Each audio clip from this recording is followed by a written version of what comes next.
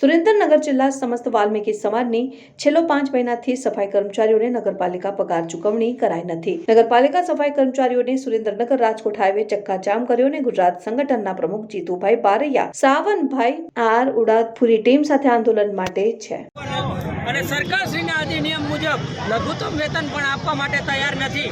તો હું આ સરકારશ્રીને એક આ વાલ્મીકી સમાજના પ્રતિનિધિ તરીકે હું પ્રશ્ન પૂછવા માંગુ છું કે સાહેબ કે તમે આ કોરોના વોરિયર્સમાં તો આ લોકોને ફૂલડેથી વધાયા હતા।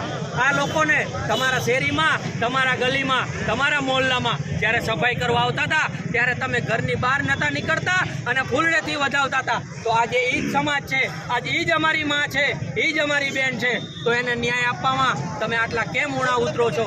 મને તો એ ખબર પડતી નથી કે આ સરકારી વિવિધ યોજનાઓથી આ વાલ્મીકી સમાજ, આ સફાઈ કામદાર જ વંચિત કેમ રહે?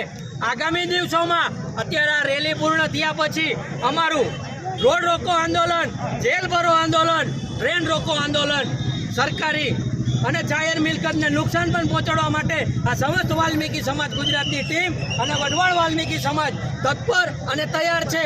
અને આમાં કોઈ પણ જાનહાનિ થશે, કોઈ પણ મહિલા કે કોઈ પણ પુરુષ ઝેરી કેફી પીણું પી અને આ કાર્યક્રમની અંદર પોતાના જીવનું જોખમ દેશે તો એની સંપૂર્ણ જવાબદારી સુરેન્દ્રનગર ચીફ ઓફિસરની અને પ્રમુખની રહેશે। જય ભીમ।